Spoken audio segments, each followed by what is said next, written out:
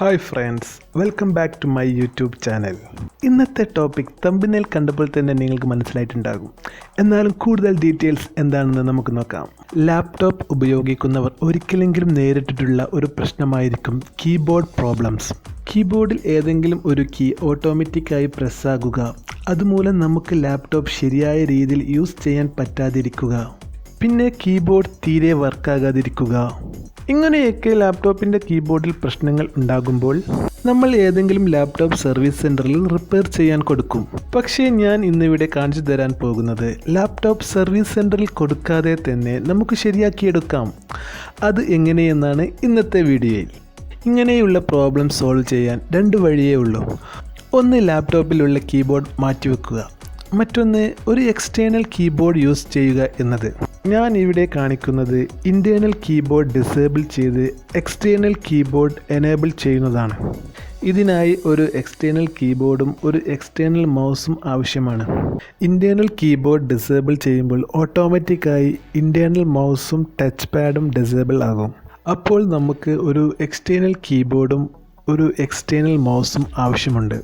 External keyboard USB-യിൽ കുത്തി നേരിട്ട് use ചെയ്യാമെങ്കിലും internal കീബോർഡിൽ പ്രശ്നം ഉള്ളതുകൊണ്ട് ശരിയായി വർക്ക് ആകണം എന്നില്ല.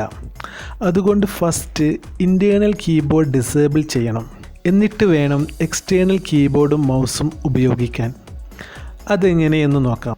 അതിനായി first this PC right click ചെയ്ത് മാനേജ് എന്ന ഓപ്ഷൻ ക്ലിക്ക് ചെയ്യുക. തുടർന്ന് വരുന്ന വിൻഡോയിൽ ലെഫ്റ്റ് സൈഡിൽ ഡിവൈസ് മാനേജർ എന്ന ഒരു ഓപ്ഷൻ കാണാം. അത് ക്ലിക്ക് ചെയ്യുക. അപ്പോൾ വലതുവശത്തായി കുറേ ഓപ്ഷൻസ് വന്നിട്ടുണ്ടാകും. അതിൽ കീബോർഡ് ക്ലിക്ക് ചെയ്യുക. അപ്പോൾ അടിയിൽ വേറെ രണ്ട് ഓപ്ഷൻ വന്നിട്ടുണ്ടാകും. അതിൽ ഇൻറ്റേർണൽ കീബോർഡിൻ്റെ ഡ്രൈവ് ഓപ്ഷൻ, അതിൽ റൈറ്റ് ക്ലിക്ക് ചെയ്ത് എൻ്റേത് സ്റ്റാൻഡേർഡ് PS2 കീബോർഡ് എന്നാണ്. മിക്കവാറും എല്ലാവരുടെയും ഇതുതന്നെ ആയിരിക്കും. അതിൽ റൈറ്റ് ക്ലിക്ക് ചെയ്ത് അപ്ഡേറ്റ് ഡ്രൈവ് എന്ന് ക്ലിക്ക് ചെയ്യുക. തുടർന്ന് വരുന്ന വിൻഡോയിൽ browse my computer four drive software എന്ന് ക്ലിക്ക് ചെയ്യുക.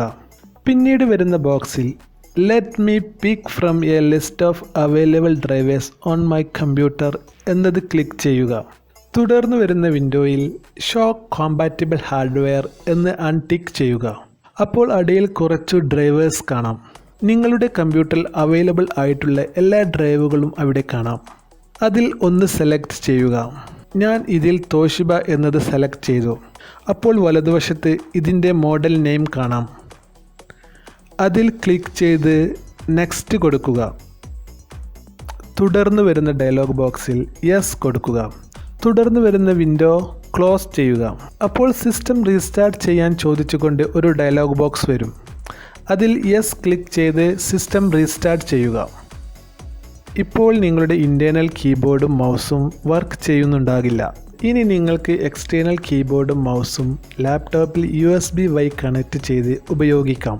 ഇനി നിങ്ങൾക്ക് കുറച്ച് നാൾ കഴിഞ്ഞ് തിരിച്ച് ഇൻറ്റേർണൽ കീബോർഡും മൗസും ടച്ച് പാഡും വീണ്ടും ഉപയോഗിക്കണം എന്നുണ്ടെങ്കിൽ എന്ത് ചെയ്യണം എന്ന് നോക്കാം.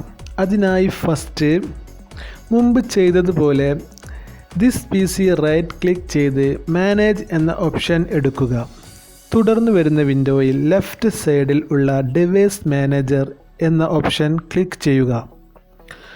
തുടർന്ന് വരുന്ന ഭാഗത്ത് കീബോർഡ് എന്നത് ക്ലിക്ക് ചെയ്യുക. അപ്പോൾ നമ്മൾ മുമ്പ് അപ്ഡേറ്റ് ചെയ്ത എക്സ്റ്റേണൽ ഡ്രൈവ് ഇവിടെ കാണാം. അതിൽ റൈറ്റ് ക്ലിക്ക് ചെയ്ത് അപ്ഡേറ്റ് ഡ്രൈവർ എന്ന് കൊടുക്കുക. തുടർന്ന് വരുന്ന വിൻഡോയിൽ search automatically for update driver software എന്ന് ക്ലിക്ക് ചെയ്യുക. അപ്പോൾ സിസ്റ്റം ഓട്ടോമാറ്റിക്കായി തന്നെ നിങ്ങളുടെ ഇൻറ്റേർണൽ ഡ്രൈവ് കണ്ടെത്തി അപ്ഡേറ്റ് ചെയ്യും. തുടർന്ന് വരുന്ന ബോക്സ് ക്ലോസ് ചെയ്യുക.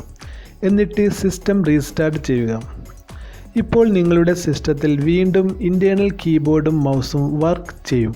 ഇത്തരത്തിൽ നമുക്ക് ഇൻറ്റേർണൽ കീബോർഡിൽ എന്തെങ്കിലും പ്രശ്നങ്ങൾ ഉണ്ടായാൽ എക്സ്റ്റേണൽ കീബോർഡ് ഉപയോഗിച്ച് ലാപ്ടോപ്പ് ശരിയായ രീതിയിൽ പ്രവർത്തിപ്പിക്കാം. അപ്പോൾ വീഡിയോ നിങ്ങൾക്ക് ഇഷ്ടപ്പെട്ടാൽ ലൈക്ക് ചെയ്യുക, സബ്സ്ക്രൈബ് ചെയ്യുക, ഷെയർ ചെയ്യുക. എന്തെങ്കിലും ഡൗട്ട്സ് ഉണ്ടെങ്കിൽ കമൻറ്റ് ചെയ്യുക. നിങ്ങളുടെ അഭിപ്രായം കമൻറ്റ് ബോക്സിൽ രേഖപ്പെടുത്തുക. പുതിയ ഒരു വീഡിയോയുമായി വീണ്ടും കാണാം. Good bye.